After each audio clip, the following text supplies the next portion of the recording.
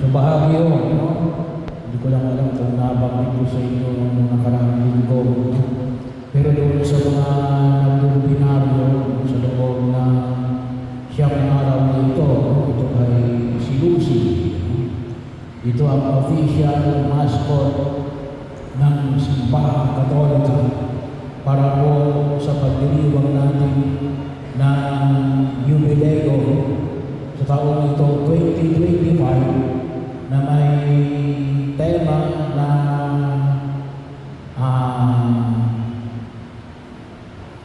Pilgrims of Hope, mga Pilipino na may pag-asa. Bahagi yung tema natin para sa ating pag-iliwang ng kamustahan ngayong taon dito 2025 ay pinamagalan natin Maria Ka-Peregrina ng Pag-asa.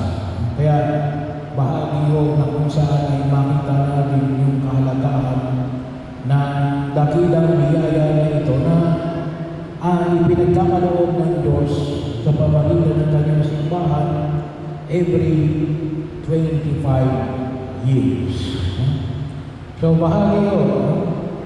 Kaya tamang-tama naman ay ang huling araw na ito ng ating binaryo ay tinalaga bilang simbahan na ito ay linggo ng pangangalaga sa kalikasan. Care of creation or care of the common home, na ito po ay bahagi ho ng pagkilos gawa ho ng encyclical ng simbahan na pinirmahan ni Pope Francis, no? Na ang pamagat po ay tumutukoy sa pangangalaga, ang tawag natin dito, kalimutan ko na agad yung Latin, no? Bahagi ho kung saan ay makita ko na, pero ito yung encyclical.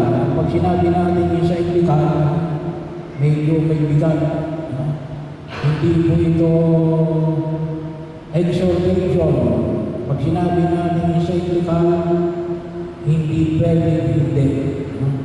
Negatively, bagaman. Ibig sabihin, dapat natin bigyan ng pagpapahalaga. No?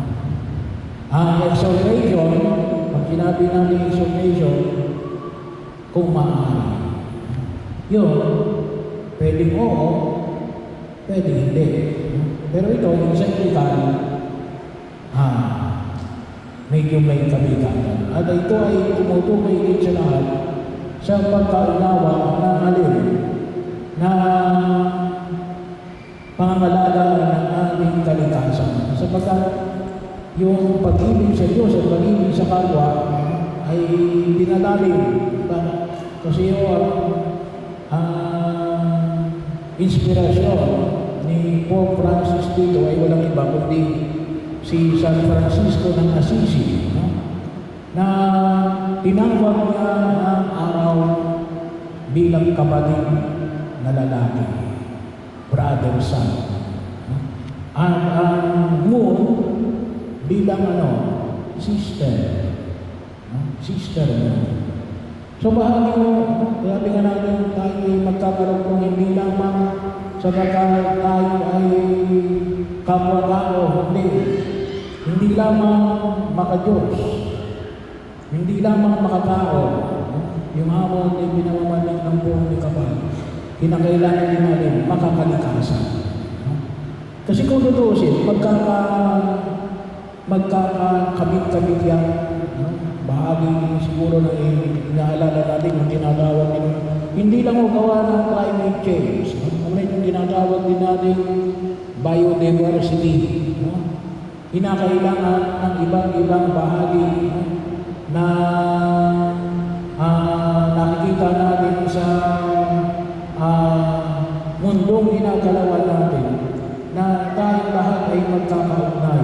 Hindi pwedeng sabihin namin yan kasi maraming damo. Patayin na lang lahat ng damo.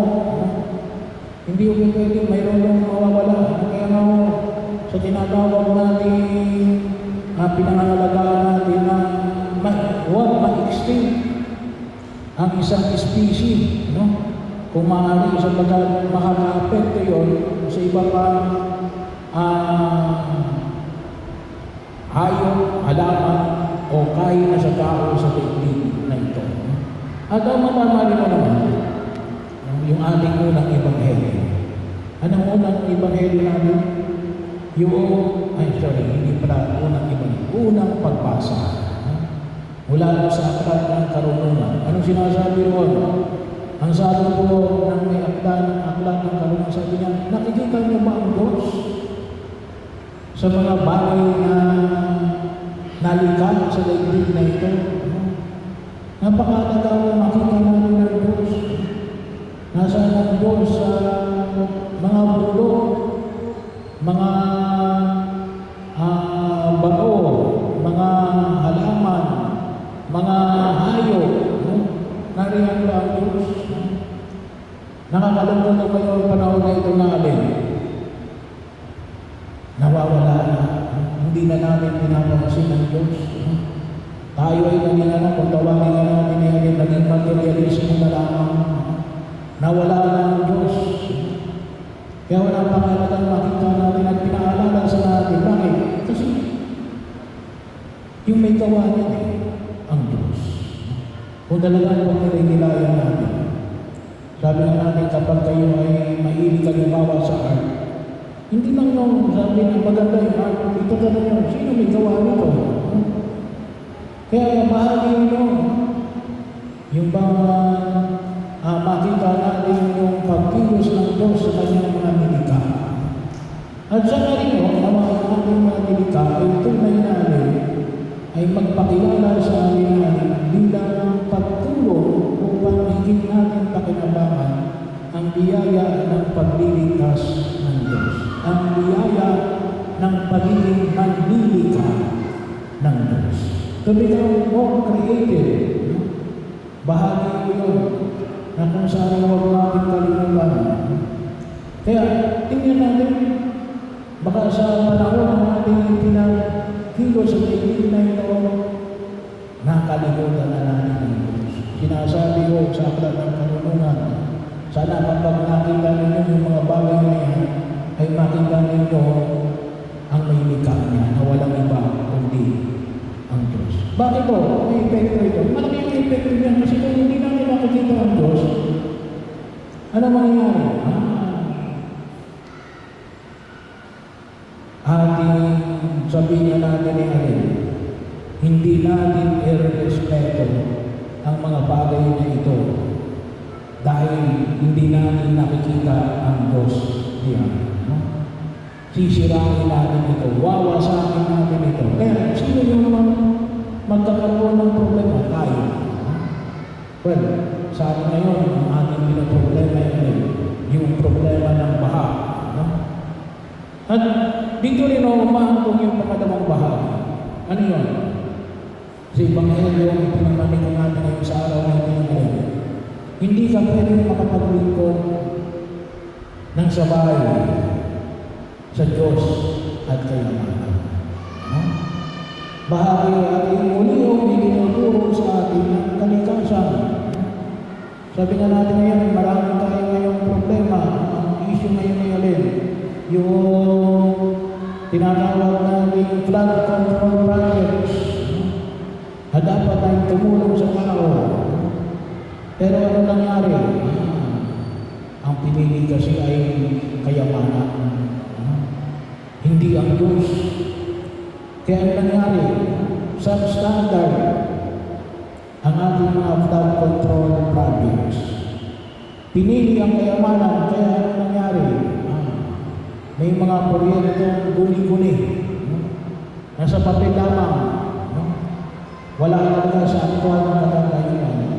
Sino ang namihirap?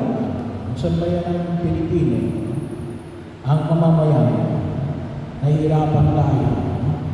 Kaya kung minsan nakikita ko natin alin, bahagi yun, At sabi nga natin ngayon, ang pinapanginoon, kayamanan, ay biro mo yun. No? Nagpe-flex pa, no? Sa social media na ang kinain ay 759,000. Dinner for 4. Well, wala naman ang problema. Mayaman din eh. Kahit isang milyon ang gasolin ninyo, kahit isang tao, okay lang yan. Kasi bakit? Pera mo yan eh. Pero yung ipangalandakan mo pa doon sa mga walang pera, no? Magkano lang ba yung kinain natin? No? Kagabi, hindi kaya mamaya. No? Bahagi yun. No? Ay makita natin. Sabi na natin, maging sensitibo tayo. No? Kasi anong pinamumukha natin? Nawala yung pagiging makadiyos natin. Nagiging makamundo tayo, nagiging makasarili. Ano ang sabi ng isang kardinal, Pilipino? Tatlo lang naman yung kardinal natin Pilipino, Karimarin, na kalatayuan ng tao sa daigdig na ito. So bahagi ko na makita natin kung ang pinili natin ay makadiyos, masigit natin pagkakinabakan ng ating kalikasan na maging maayos. Hindi pa kasama nito yung ilang mga problema na inaharap natin. At sana, huwag tayong pumili sa kayamanan. Ang piliin natin ay ang Diyos. Sa baba ng pamamaraan, una, magdasal tayo. Ipanalangin natin mga mapangalagaan natin ng ating kalikasan.